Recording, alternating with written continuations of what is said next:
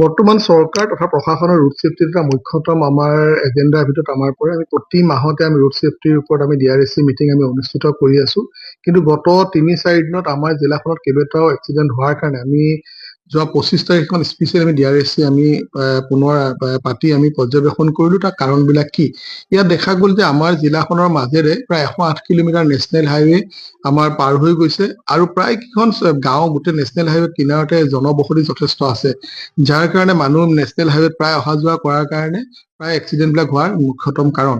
ইয়াৰ কাৰণ আমি দেখা পালো হেভি ভেহিকল বিলাকৰ ক্ষেত্ৰত অভাৰ স্পীডিং আৰু ৰাইজে মানে আনঅথৰাইজ মানে যিবিলাক হেৰি আছে মানে ডিভাইডাৰ আছে পাৰ হোৱা, তাৰপিছত ৰং চাইড মানে তেওঁলোকে ড্ৰাইভিং কৰা, ৰেকলেছ ড্ৰাইভিং, বিভিন্ন ধৰণৰ আমি কথাবিলাক উলিওৱাৰ পিছত এতিয়া আমি এটা 163 BNSSৰ আণ্ডাৰত আমি এটা প্ৰহিবিটৰ অৰ্ডাৰ পাছ কৰিছো, য'ত আমি হাই মানে হেভি ভেহিকল বিলাকৰ 40 কিলোমিটাৰ স্পীড আমি নিৰ্ধাৰণ কৰি দিছো আৰু মিডিয়াম ভেহিকল 60 কিলোমিটাৰ স্পীড আমি নিৰ্ধাৰণ কৰি দিছো।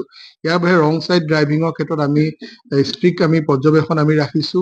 ৰোড চাইড পাৰ্কিং, ধাবা সন্মুখৰ মাজত পাৰ্কিং, এইবিলাকৰ ক্ষেত্ৰত আমি পৰ্যবেক্ষণ ৰাখিছো। নাকা আমি বঢ়াই দিছো, টোটেল 6টা নাকা গোটেই জিলাখনত বৰ্তমান সদায় আমি টাইম টু টাইম আমি কৰি আছো। আশা ৰাখিছো ৰাইজৰ সহযোগিতা পাম আৰু আমি যি BNSSৰ আণ্ডাৰত আমি যি প্ৰহিবিটৰ অৰ্ডাৰ দিছো 100% আমি তাক ৰূপায়ণ কৰিবলৈ চেষ্টা কৰিম আৰু যিটোৱে আমাক হয়তো অনাগত দিনত সুফল আমাক দিব।